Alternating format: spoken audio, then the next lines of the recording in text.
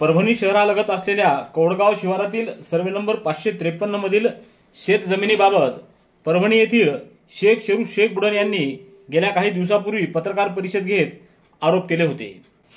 या सर्व आरोपांबाबत आज सुभेदार बंधू यांनी पत्रकार परिषद घेत याबाबतचा खुलासा केला आहे।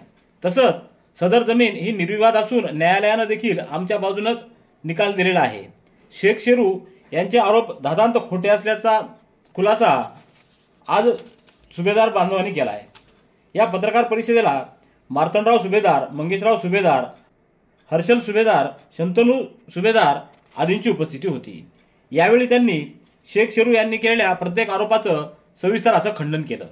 त्या बाबतीत कुठलाही कायदेशीर अडचणी नाही आहेत। 2 कोर्टाचे निकाल आमच्या बाजूने आलेले असल्यामुळे आम्ही जमीन विक्री केलेली आहे। त्यामुळे आणि शेख शेरू, शेख इब्राहिम आणि शेख शेरू आणि शेख बुडन हे जे गैरसमज पसरवत आहेत जमिनीच्या बाबतीत आणि आमच्या बाबतीत, ते चूक आहे।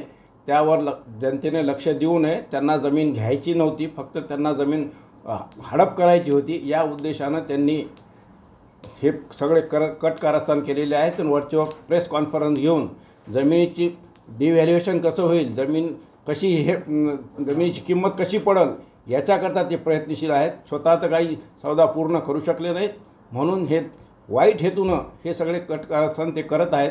याच्याकडे जनतेनं लक्ष देऊ नये। तसेच त्यांच्याकडून माझ्या परिवाराला जीवितास धोकासुद्धा निर्माण होऊ शकतो, कारण त्यांच्या एकंदरीत क्रिमिनल ॲक्टिव्हिटीज पाहता आमच्या कुठल्याही सदस्यावर जीवघेणा हल्ला होऊ शकतो। त्याला शेख शेरू आणि शेख इस्माईल हे दोघंजण जबाबदार असतील। हाजी शेख शेरू शेख बुडन, हाजी शेख इस्माईल राहणार हिंगोली, शेख शेरू राहणार परभणी यांनी जो संभ्रम आपणास पसरवलेला आहे त्याबद्दल मी आपणास खुलासा करतो।